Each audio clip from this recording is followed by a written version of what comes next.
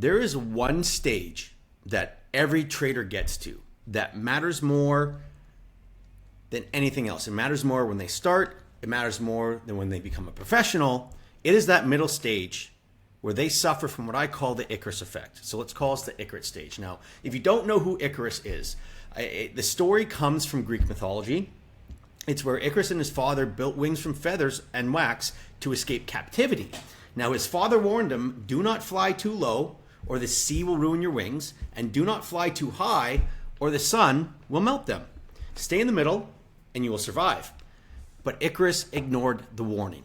The higher he flew, the more confident he felt. He believed he was free, he believed he was invincible, and therefore he kept rising until the sun melted his wings and he fell into the sea. And this is exactly what happens to traders who experience the Icarus effect. And it begins when a trader starts to gain that experience, starts to gain that evidence. They understand their strategy. They start to win, and therefore their confidence grows. And so winning feels like flying with wings made of wax. And it feels like that freedom is right at the end of the tunnel. But this confidence has not been built by the supporting discipline, and that creates risk.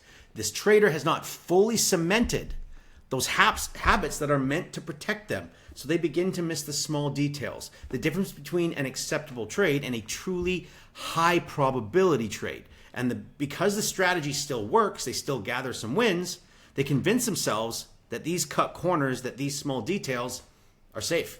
And so each win that they have reinforces this illusion that nothing can go wrong. And so like Icarus, they continue to fly higher. Each win fuels that confidence, and they take more risk. They skip rules and they push beyond their edge. But the markets, just like the sun, will always test those who climb too high. Inevitably, a losing streak arrives. And when it does, it is simply devastating. Not because the strategy failed, but because the trader abandoned the standards that kept them safe. They ignored the risk that they're taking with these setups. They fed their ego instead of confidence. They let that discipline completely slip. And just like Icarus, they fall. And so this lesson is simple but critical. Trading is not about seeing how close you can get to the sun without burning. It is not about how high you can fly in the short term. It is about traveling from point A to point B safely at the right altitude. And that altitude is defined by the discipline. It's defined by the patience, by risk management, by waiting for only the best setups instead of chasing everything that fits the strategy outline.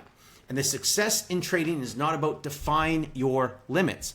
It is about respecting them. Because in the market, as in the myth, pride and overconfidence melt the wings of every trader who tries to fly too close to the sun.